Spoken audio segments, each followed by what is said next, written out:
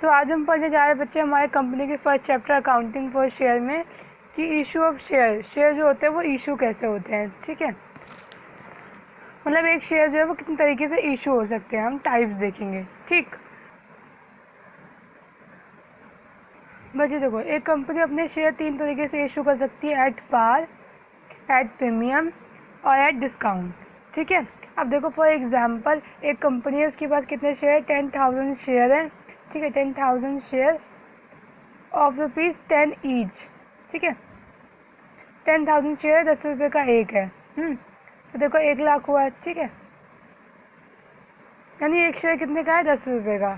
ठीक है, अब देखो पार का मतलब क्या होता है, प्रीमियम का मतलब क्या होता है, डिस्काउंट का मतलब क्या होता है। ठीक है, अगर कंपनी जितने की उसकी फेस वैल्यू है, ऑफकोर्स मैंने बताया था ना कि क्या होती है फेस वैल्यू या पार वैल्यू। अगर अपनी कंपनी 10,000 शेयर 10 रुपये में ही इशू करे, ठीक है, जितनी की उसकी फेस वैल्यू है ना, equal to face value, you can say par value. अगर जितने का उसका शेयर है अगर वो उतने में इशू करे, देखो यहाँ शेयर कितने का है, 10 का, तो इशू कितने में कर रहा है, वो 10 में कर रहा है ना, इसे क्या बोलेंगे, issue of share at par. ठीक है, अगर यही शेयर वो क्या करे, इक्वल, देखो यहाँ पे इक्वल है, जितनी क्या है इसकी फेस वैल्यू उतने उतने उसके बराबर इशू कर रहा है। ठीक है, लेकिन अगर वही शेयर क्या हो, इससे ज़्यादा हो, ठीक है, फेस वैल्यू, ये क्या है इसकी फेस वैल्यू, शेयर की 10,000 शेयर की फेस वैल्यू क्या है, 10 रुपये, अगर फेस वैल्यू से ज़्यादा हो, ठीक है, मोर देन, मतलब हो सकता, मान लो फॉर एग्जांपल 12 रुपये में। ठीक है, अगर वही शेयर वो 12 रुपये में इशू करे तो बच्चे उसे बोलते हैं एट प्रीमियम। ठीक है, जितनी फेस वैल्यू से अगर ज़्यादा से करें, ठीक है, तो उसे क्या बोलते हैं, प्रीमियम। यहाँ देखो 10+2, यहाँ 2 रुपये किसके हैं, प्रीमियम के। ठीक है, 10 रुपये तो क्या है, फेस वैल्यू है, और 2 रुपये क्या है, प्रीमियम है। ठीक है, तो अगर ज़्यादा अगर करेंगे तो क्या कहलाएगा, वो प्रीमियम है ना, ज़्यादा प्रीमियम का मतलब ही होता है थोड़ा ज़्यादा, है ना, तो जितनी फेस वैल्यू ज़्यादा करो तो प्रीमियम।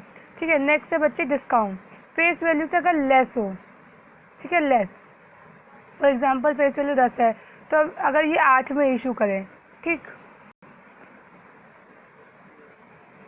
अब देखो इन तीनों में फ़र्क क्या है, देखो यहाँ पे जो अगर मान लो पार पे इशू कर रहे हैं तो कंपनी को कितने पैसे मिलेंगे, 10 रुपये और 10,000 शेयर, हमारे एग्जांपल में 10,000 है ना, तो यहाँ बच्चे 1,00,000 रुपये मिलेंगे, है ना। यहाँ रेट कितना है, 12 रुपये, तो 10,000 लोग कितने रुपये देंगे, 12 रुपये, है ना, 12 पे इशू हो रहा है। देखो बच्चे यहाँ 1,20,000 रुपये मिलेंगे, और यहाँ 10,000 लोग कितने रुपये देंगे, 8 रुपये। ठीक है, तो कितना हुआ, 80,000, है ना। तो देखो तीनों में इतना फ़र्क पर चल रहा होगा कि कंपनी की फेस वैल्यू 10 थी, लेकिन उसके बाद भी उन्होंने ये 3 तरीके अपनाए, उसके बाद में कैपिटल कैसे मिली, एक से 1,00,000 रुपये मिली, इससे 1,20,000 रुपये मिला, इससे 80,000 रुपये मिला।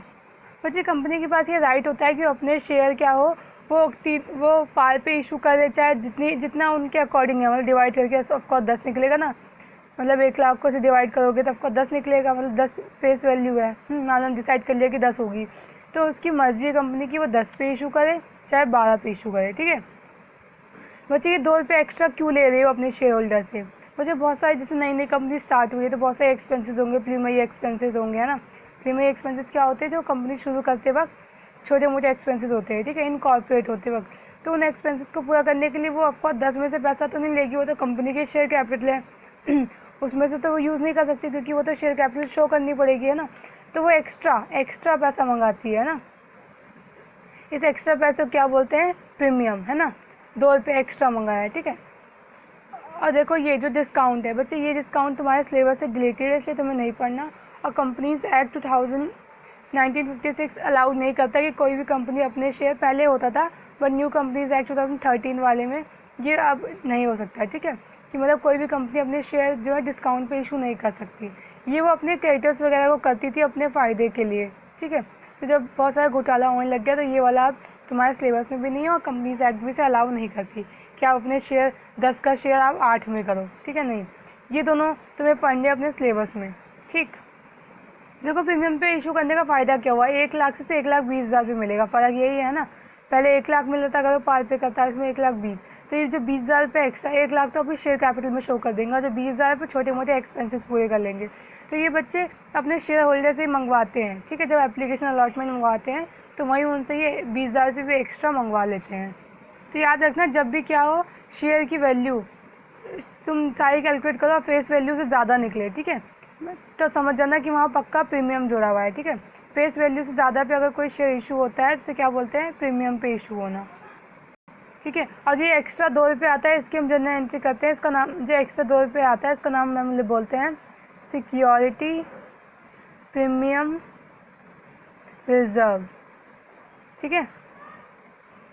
सिक्योरिटी प्रीमियम रिजर्व, ये जो एक्स्ट्रा 2 रुपये आया है ना, हमने मंगाया अपने शेयर होल्डर से, इसे क्या बोलते हैं, सिक्योरिटी प्रीमियम रिजर्व, ठीक है। इशू एट प्रीमियम हुआ है, लेकिन उसका नाम क्या होता है, किस नाम से पैसा आता है हमारे पास, सिक्योरिटी प्रीमियम रिजर्व।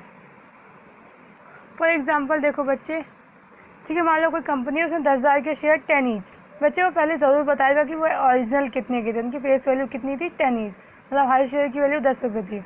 लेकिन उसे इशू कितने पे किया, 5 रुपये प्रीमियम पे, मतलब 10 वाला शेयर अब 10 + 15 15 का होगा, ठीक है। 10 वाला शेयर एट 5 रुपये के प्रीमियम पे इशू किया। अब देखो बच्चे, अब इसका टोटल कितना आएगा, 15 आएगा। जैसे पहले फेस वैल्यू आता था ना, इन सबका टोटल करो तो फेस वैल्यू नहीं, अब इसको जोड़ लोगे और इन सबका टोटल कितना आना चाहिए, इसका 15 आना चाहिए, ठीक है। देखो मान लो एप्लीकेशन पर उन्होंने 6 रुपये मंगाए और अलॉटमेंट उन्होंने 4 रुपये मंगाए और फर्स्ट कॉल 5 रुपये मंगाए। देखो उसका टोटल आया कितना, 15 है ना, 6 4 10 5 15, ठीक है। 10 नहीं आएगा, क्यों, क्योंकि शेयर कितने पे इशू हुआ है, 5 रुपये एक्स्ट्रा पे इशू हुआ। 10 रुपये का शेयर तो था, लेकिन एट प्रीमियम 5 रुपये के प्रीमियम पे, तो तुम्हें इसमें जोड़ देना, तो अब इसका टोटल 15 आएगा, ठीक है। अब बहुत इंपॉर्टेंट बात कि तुम्हें कैसे पता चलेगा कंपनी किस वक्त ये 5 रुपये मंगा रही है, ठीक है ना। 5 रुपये एक्स्ट्रा मंगाई कंपनी, ये 10 तो मंगाएगी ऑफकोर्स, ये तो कंपलसरी है, लेकिन ये 5 रुपये कम मंगाएगी, ठीक है। एप्लीकेशन के टाइम मंगाएगी, अलॉटमेंट के टाइम मंगाएगी, फर्स्ट कॉल के टाइम मंगाएगी। अब देखो वेरी इंपॉर्टेंट बच्चे, अगर तो क्वेश्चन, वैसे क्वेश्चन में लिखा होगा, ठीक है, 90% केस में अगर लिखा होगा कि कहाँ मंगा रही है, अगर यहाँ मंगा रही है तो यहाँ पे देखो यहाँ होगा। मान लो जो कंपनी है वो एप्लीकेशन के टाइम वो बोल देगा, क्वेश्चन में लिखा होगा कि जो प्रीमियम का जो मनी है ना, या रेट, वो कहाँ इंक्लूड है, वो एप्लीकेशन में इंक्लूड है, ठीक है। क्वेश्चन में साफ साफ लिखा होगा कि प्रीमियम का पैसा वो एप्लीकेशन के टाइम मंगा रहे हैं तब, और तुम्हें ऐसे दे रखा हो क्वेश्चन, है ना। तब बच्चे तुम्हें क्या करना है, तुम्हें पता है प्रीमियम का कितने रुपये, 5 रुपये, मतलब इस 6 रुपये में 5 रुपये तो प्रीमियम का है और 1 रुपये एप्लीकेशन का है, ठीक है। तुम्हें तुरंत ऐसा ब्रैकेट बना देना है, 1 रुपये किसका है, एप्लीकेशन का ओरिजिनल पैसा, और 5 रुपये किसका है, प्रीमियम का, ठीक है। तुम्हें तुरंत ऐसे ब्रैकेट बनाना है। फिर देखो इसको हमने क्या किया, ओपन कर दिया, हमने थोड़ा सा खोल के बता दिया कि ये 6 रुपये, तो ये तो अपने आप में बहुत मिस्टीरियस है। तुम्हें बताना है कि 1 रुपये एप्लीकेशन का है और 5 रुपये प्रीमियम का है, ठीक है, क्योंकि इसका इफेक्ट बस जनरल एंट्री करते वक्त पड़ेगा, ठीक है। अब बच्चे दूसरा एग्जांपल लेते हैं। फॉर एग्जांपल 5,000 कंपनी के शेयर थे एट ₹10 ईच, 10 के 1 थे, है ना, यानी फेस वैल्यू कितनी है, 10 रुपये, है ना। लेकिन वो शेयर एट प्रीमियम पे हुए, मतलब 10 रुपये ज़्यादा के इशू होंगे पक्का, कितने, 3 रुपये प्रीमियम, है ना। तो 3 रुपये मतलब हमें पता है इन सबका टोटल कितना आने वाला है, 13, ठीक है। अब देखो 13 ही तो आ रहा है, 5 2 6 5 11 और 12 13, है ना। अब क्वेश्चन को लिखा ही नहीं है कि प्रीमियम कब मंगा रहे हैं, इस टाइम मंगा रहे हैं, इस टाइम मंगा रहे हैं या इस टाइम मंगा रहे हैं, ठीक है। क्वेश्चन क्या है, साइलेंट है, किसको लेकर, प्रीमियम को लेकर, है ना, कि कब मंगा रहे हैं प्रीमियम। तो बच्चे हमेशा याद रखना, ठीक है, हमेशा ये अजम्पशन होती है, क्या होती है, अजम्पशन। ये अगर क्वेश्चन साइलेंट होता है कि प्रीमियम कब मंगा रहे हैं, तो हमेशा याद रखना वो कहाँ होगा, वो अलॉटमेंट के टाइम होगा, ठीक है। अलॉटमेंट के टाइम तुम्हें ब्रैकेट बनाना है, ठीक है। तुम्हें पता है 3 रुपये तो प्रीमियम है और पूरा अलॉटमेंट का रेट 5 रुपये है, तो 3 रुपये प्रीमियम यानी 2 रुपये किसका है, अलॉटमेंट का। असली अलॉटमेंट का पैसा सिर्फ 2 रुपये है, 3 रुपये तो प्रीमियम है, ठीक है। अब ब्रैकेट यहाँ नहीं बनाना, क्यों, क्योंकि क्वेश्चन साइलेंट है, क्वेश्चन ने बताया ही नहीं है कि प्रीमियम का पैसा कब मंगाना है। तो ये अजम्पशन होती है कि प्रीमियम का पैसा पक्का अलॉटमेंट के टाइम ही मंगाया होगा, ठीक है। तो ये लिखा है, सिर्फ इतना लिखा होगा कि 5 रुपये, तो तुम्हें अपने हिसाब से ब्रैकेट बनाना होगा कि 3 रुपये प्रीमियम का और 2 रुपये अलॉटमेंट का है, ठीक है। ये क्वेश्चन करते वक्त तुम्हें ज़्यादा क्लियर होगा, ठीक। और बच्चे याद रखना, इसका टोटल हमेशा प्रीमियम के बराबर आना चाहिए, प्रीमियम जितना जोड़ के हो, ठीक है। ये मत सोचना कि 10 ही आएगा, अगर वो 5 पे होता तो हाँ 10 आता, लेकिन ये प्रीमियम पे 13 आना चाहिए, ठीक। तो इन शॉर्ट अगर तो कहीं अलॉटमेंट के अलावा कहीं और होगा तो वो बता देगा कि यहाँ जुड़ा हुआ है यहाँ, लेकिन अगर क्वेश्चन साइलेंट है तो तुम्हें आँख बंद करके समझ जाना है कि अलॉटमेंट के टाइम ही मंगाया होगा। ठीक है, अलॉटमेंट का नहीं बताएगा, बाकी कहीं और इसके अलावा कहीं और इंक्लूड गलती से भी होगा तो बता देगा कि एप्लीकेशन का टाइम ही मंगाया है क्या, सिक्योरिटी प्रीमियम रिजर्व। ठीक है, ये 3 रुपये क्या है, सिक्योरिटी प्रीमियम रिजर्व। सिर्फ एक एग्जांपल लेते हैं। For example ABC limited company थी, उसने इशू किए कितने इक्विटी शेयर, बाद में बस लेकर तुम्हें इक्विटी क्यों लिखा है, इक्विटी शेयर 10,000 शेयर इशू करे, कितने 10 रुपीज़ 10 ईच के थे, मतलब उसकी फेस वैल्यू कितनी 10 है ना, एट प्रीमियम, लेकिन मतलब प्रीमियम मतलब 10 से ज़्यादा के किए होंगे ऑफकोर्स, 2 के है ना, at premium of 2। Amount payable on application, 2 रुपये एप्लीकेशन में मंगाए, 3 अलॉटमेंट में मंगाए, 7 रुपये फर्स्ट कॉल में मंगाए, है ना, 5 नेसेसरी जनरल एंट्री। अब देखो पहले हम छोटा चार्ट बना लेंगे। देखो एप्लीकेशन में कितने मंगाए, 2, है ना, अलॉटमेंट पे कितने मंगाए, 3, और फर्स्ट कॉल पे कितने मंगाए, 7, है ना। हमें पता है इन सबका टोटल कितना आना चाहिए, 10 रुपये फेस वैल्यू, प्रीमियम को जोड़ लो, है ना, 10 वाले शेयर आते प्रीमियम ऑफ 2, मतलब इनका टोटल कितना आना चाहिए, 12। देखो 7 3 10 और 12, है ना, तो 12 यानी सही है। ठीक है, अब क्वेश्चन में कहीं नहीं लिखा प्रीमियम है, लेकिन ये नहीं बताया कहाँ पे प्रीमियम कब मंगाया, इस टाइम मंगाया एप्लीकेशन मंगाते वक्त अलॉटमेंट या फर्स्ट कॉल।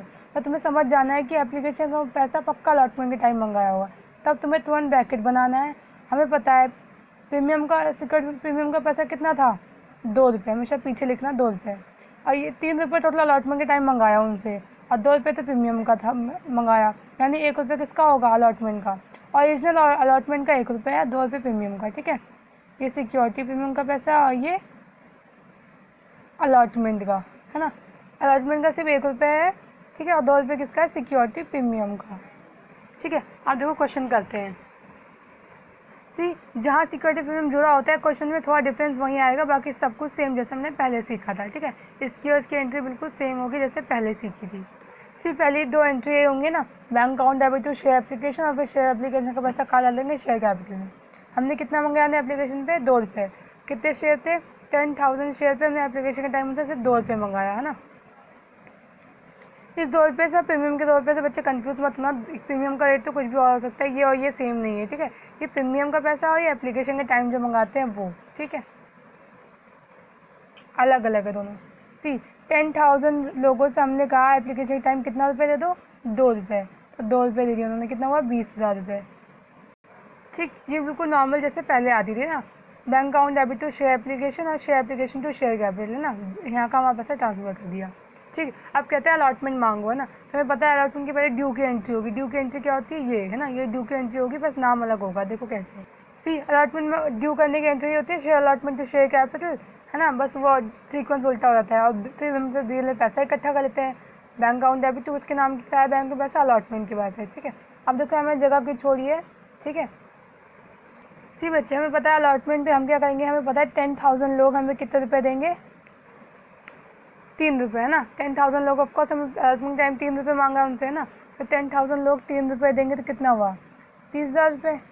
ठीक है, अब देखो वेरी इंपॉर्टेंट बात, बहुत ज़्यादा इंपॉर्टेंट बात कि मुझे ये बताओ कि अलॉटमेंट का ओरिजिनल पैसा कितना था, है ना। ऑफकोर्स ओरिजिनल पैसा सिर्फ 1 रुपये था ना, 2 रुपये तो सिक्योरिटी प्रीमियम का पैसा था ना, अलॉटमेंट के लिए तो सिर्फ 1 रुपये मंगाया है, 3 रुपये भले ही टोटल था, लेकिन उसमें से हमने जब अलग अलग करके पता लगा कि ये 2 रुपये तो सिक्योरिटी प्रीमियम का है और 1 रुपये अलॉटमेंट का। हम शेयर कैपिटल में हमेशा याद रखना कि सिर्फ जो हमारी शेयर कैपिटल है, ठीक है बच्चे, यही लोग देखते हैं, इसमें हमेशा किसका पैसा जाता है, जो ओरिजिनल होता है। ओरिजिनल मीन्स सिक्योरिटी प्रीमियम का पैसा इसमें कभी नहीं जा सकता। ठीक है, बच्चे याद रखना कि कभी भी क्या करते हैं, शेयर कैपिटल जो सिक्योरिटी प्रीमियम का पैसा आता है, ठीक है, उससे कभी भी शेयर कैपिटल में नेवर, ठीक है, never transfer security premium reserve in share capital. कभी भी सिक्योरिटी प्रीमियम का पैसा गलती से भी शेयर कैपिटल मत डालना, ठीक है, ये गलत होता है। ठीक है, तो कभी भी क्वेश्चन को हमेशा याद रखना कि सिक्योरिटी प्रीमियम का पैसा गलती से भी कहाँ नहीं डालना, शेयर कैपिटल में। ठीक है, आगे क्वेश्चन करोगे तो बहुत ज़्यादा प्रॉब्लम आएगी, तो हमेशा याद रखना कि करना ही नहीं है तुम्हें, कि सिक्योरिटी प्रीमियम का पैसा यहाँ ट्रांसफर करना ही नहीं है। ठीक, तो अब देखो हमें पता है इस 3 रुपये में 2 रुपये तो सिक्योरिटी प्रीमियम का पैसा है, तो क्या तुम यहाँ डाल दोगे 10 इंटू यहाँ 30 लिख दोगे, इसका मतलब 20,000 रुपये तो सिक्योरिटी प्रीमियम का भी चला गया ना, 10 इंटू 2, तो नहीं, तो यहाँ पे कितना आएगा, 10,000 लोगों का ओरिजिनल पैसा, ओरिजिनल कितना है 1 रुपये। अलॉटमेंट का पैसा सिर्फ कितना है, 1 रुपये। ये नहीं कर सकते हम शेयर कैपिटल में, क्योंकि ये क्या है, सिक्योरिटी प्रीमियम का पैसा है। हम सिर्फ 1 रुपये डालेंगे, ठीक है। तो 10 × 1, ठीक है, तो कितना आया 10,000। लेकिन अभी डेबिट क्रेडिट तो बराबर हुआ ही नहीं है ना, वहाँ 30 है यहाँ 10 है। तो क्या करोगे, एक और एंट्री, क्या, टू सिक्योरिटी, शॉर्ट में लिखिए टू सिक्योरिटी प्रीमियम रिजर्व, ठीक है। कितना है 10,000 पे कितने रुपये आए हैं, 2 रुपये, क्योंकि सिक्योरिटी प्रीमियम का रेट कितना था, 2 रुपये, 20,000 रुपये, ठीक है। ठीक है, तो हमेशा याद रखना बच्चे, जब भी सिक्योरिटी प्रीमियम आता है, ठीक है, फर्म के पास आता है या बढ़ता है, इंक्रीज होता है, तो हमेशा वो क्रेडिट होता है, ठीक है। जैसे कैपिटल होती है वैसे ये भी, ठीक है। इसका नेचर है कि जब भी आएगा तो क्रेडिट होगा, ठीक है। यहाँ देख लो, जब भी वो इंक्रीज होगा तो क्रेडिट होगा, और जब भी वो डिक्रीज होगा डेबिट होगा, ठीक है। इसे याद रखना। Security SPR, security premium reserve, जब भी वो इंक्रीज होगा तो क्रेडिट, जब भी वो डिक्रीज होगा तो डेबिट, ठीक है। अभी हमें सिर्फ इंक्रीज से मतलब है, ठीक है। तो इसीलिए यहाँ पे कितना किया हमने, 2 रुपये किया, क्योंकि सिक्योरिटी प्रीमियम 2 रुपये, और यहाँ ओरिजिनल, हमेशा याद रखना शेयर कैपिटल में ओरिजिनल पैसा जाता है, इधर उधर का फालतू 2 रुपये या सिक्योरिटी प्रीमियम का पैसा नहीं जाता, ठीक है। अब बच्चे बैंक में तो ओरिजिनल पैसा आएगा, बैंक थोड़ी मना करेगा कि हमारे सिक्योरिटी प्रीमियम का पैसा मत डालो, नहीं, ये तो शेयर कैपिटल का रूल है। बैंक में तो बैंक तो सबका पैसा एक्सेप्ट करेगा, ठीक है। तो अगेन मान लो सबने पैसा दे दिया, ठीक है, तो ये 10 था, ऑफकोर्स शेयर अलॉटमेंट देखो यहाँ 30,000 से डेबिट हुआ, तो ऑफकोर्स क्रेडिट भी तो 30,000 से होगा, है ना, और यहाँ कुछ और है नहीं, तो बैंक में तो पूरा 3 रुपये ही आएगा, ठीक है, 30,000। बस सिक्योरिटी प्रीमियम का पंगा कहाँ होता है, जहाँ ड्यू की एंट्री करते हैं, ठीक है। ऑफकोर्स ये ड्यू हम अनुमान लगाते हैं कितना पैसा आएगा, सिर्फ यहाँ इसकी जनरल एंट्री होती है और कहीं नहीं आता है, ठीक है। बैंक तो पूरा पैसा लेगा, सिक्योरिटी बस प्रॉब्लम किसकी होती है, शेयर कैपिटल की, वो नहीं लेता प्रीमियम का पैसा, ठीक है। बाकी आगे क्वेश्चन नॉर्मल है, ठीक। अब फर्स्ट कॉल की बारी, अलॉटमेंट खत्म हो गया, फर्स्ट कॉल मांगते हैं, पहले ड्यू की एंट्री और फिर इसकी पेमेंट रिसीव करने की एंट्री। सी ये ड्यू की entry, share first call to share capital, और फिर बैंक से पैसा रिसीव करने की, bank account debit to share first call. First call के टाइम उनसे कितना पैसा मंगा रहे हैं हम 7 रुपीज़, है ना, 7, तो 10,000 शेयर पे हमें 7 रुपये मिलेंगे, तो कितना हुआ 70, है ना। और सेम कॉपी पेस्ट, मान लो उतना बैंक में आ भी गया, है ना, ठीक है। तो जब सिक्योरिटी प्रीमियम होगा, प्रॉब्लम कहाँ आएगी, जब जहाँ इंक्लूड होगा, इंक्लूड कहाँ था, अलॉटमेंट, और अलॉटमेंट भी सब में नहीं, सिर्फ जहाँ ड्यू की एंट्री करोगे कि कितना आना चाहिए, ठीक है, वहाँ एक्स्ट्रा हो जाएगा। और याद रखना शेयर कैपिटल के साथ यही होता है, ओरिजिनल, वो हमेशा ओरिजिनल पैसा लेता है, ठीक है। और ये ब्रैकेट मारना बहुत इंपॉर्टेंट है, ठीक है, ये तभी तुम्हें पता चलेगा कि कौन सा पैसा शेयर कैपिटल में जाएगा और किसकी एंट्री सिक्योरिटी प्रीमियम से होगी, ठीक है। जैसे ये ब्रैकेट बन जाएगा तुम्हारा आधा क्वेश्चन क्लियर हो जाएगा। सबसे पहले क्वेश्चन पढ़ के पता लगाना है कि जो शेयर है वो एट प्रीमियम इशू हुए, एट पार हुए, कैसे हुए। एट प्रीमियम हुए तो हमेशा याद रखना इसका टोटल प्रीमियम के बराबर आना चाहिए ना, प्रीमियम को जोड़कर, ठीक है।